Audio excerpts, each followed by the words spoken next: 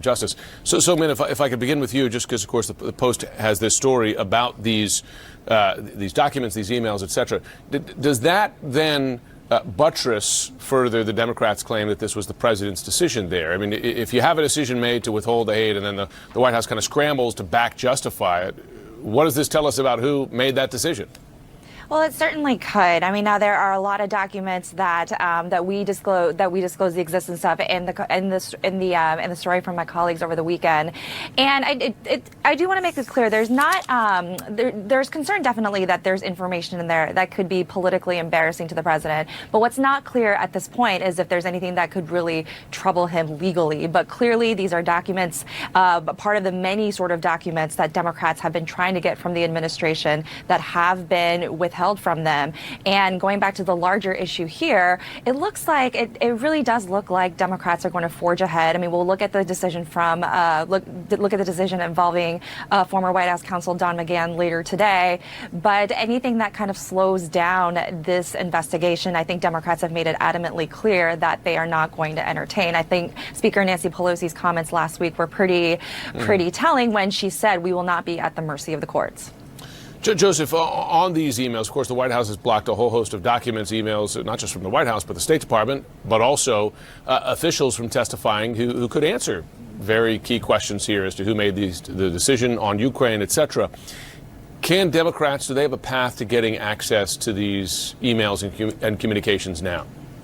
Sure, Jim. They have a path, but it's a long one, right? I mean, and unfortunately, that's the story with all these kinds of legal proceedings. Look, as a lawyer, I would love to see a very methodical case built. And as well as the Democrats did in their hearings in the last few weeks, there's still a bit of a gap as to what exactly came from the president with respect to why the aid was held and why it was ultimately released. I'd love to hear from these people who know firsthand, or I'd love to see these documents if they provide some further light on it. But that legal need for a methodical case runs up against a political reality, which is the calendar, and it will take time. So while in a perfect world we would get this information, I understand the Democrats' hesitance to push this months into next year, because that's how long it would take realistically. With an uncertain outcome, right? I mean, depending on the courts, how high they go. I mean, should folks at home take away, should their takeaway be, Joseph, that obstruction works, right? I mean, it certainly has impeded the investigation. I would hate for that to be anyone's conclusion, because it's really not the American way, and it's not the way our justice system works, right? But I can see people could take from it that, look, you know, if I drag my feet long enough, I can effectively kind of grind the wheels of justice and prevent it from happening. That's why the courts step in, and they almost always step in on the side of transparency. So there is a good argument that even though the calendar is tight, the Democrats really might want to go to the courts and let the courts weigh in, because ultimately they will prevail and transparency will be the final word here. All right, Seung-Min Kim, it really is just an alarming exchange over the weekend. Sitting U.S. Senator John Kennedy from Louisiana defending, in effect, a baseless conspiracy theory, placing doubt on whether it was Russia that interfered in the 2016 election. I just want to play it in case folks at home missed it and get your reaction. Have a listen. Who do you believe was responsible for hacking the DNC and Clinton campaign computers, their emails? Was it Russia or Ukraine? I don't know, nor do you, nor do any of us. The entire intelligence community says it was Russia.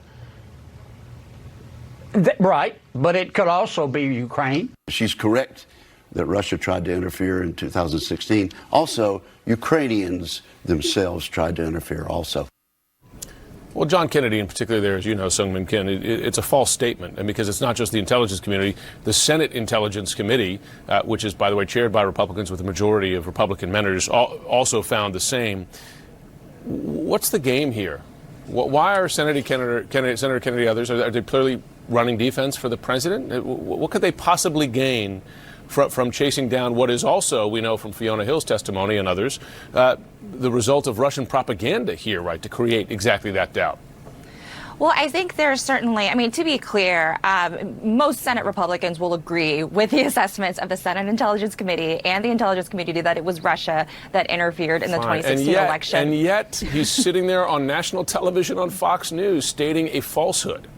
Exactly. I think a lot of it is kind of trying to distort a reality here, particularly as the impeachment process almost inevitably moves over to the Senate side. And while, like I just said, most Republican senators have long accepted the conclusions of the intelligence community, you do have a growing kind of push from powerful committee chairmen to investigate kind of this whole the debunked Ukraine issue. You have a lot of powerful committee chairman looking for documents from the DNC, trying to establish that link, and that just shows how. What's the point? I mean, is it trying to give the president ammunition? What is the point? We have an election less than a year away where the intel community has already warned Russia will and has started to interfere again. What do they have to gain from this? I think a lot of it is trying to make that case, that the debunked case that the president has been pushing, and that's why there is obviously they are politically they are at a disadvantage in the Democratic-led House, but there are a lot of, again, when this gets pushed to the Senate, the president and Republicans feel they are on a little bit more favorable terrain here. Yeah. Obviously, favorable but not factual terrain, sadly. Joseph, on the issue that the McGahn, so we have a federal judge, district court judge, making a decision today related to Don McGahn's testimony before the House. This is not directly related to the impeachment inquiry. It came before that, but relevant because it challenges this question of absolute immunity from the White House. Let's say the judge rules in favor of the House here. What difference does that make, and can things move quickly enough to allow some of these witnesses who still refuse, like a John Bolton, could it move quickly enough to force them to testify?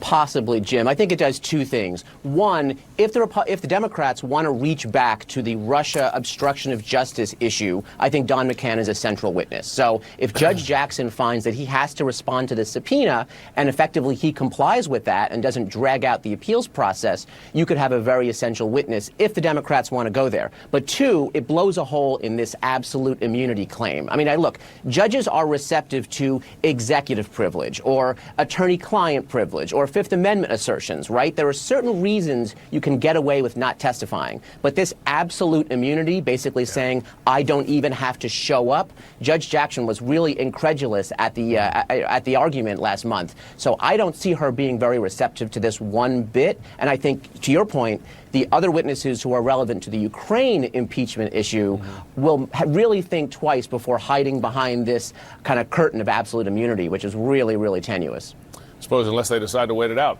Seung-Min Kim, Joseph Moreno, thanks to both of you. Thanks, Jim.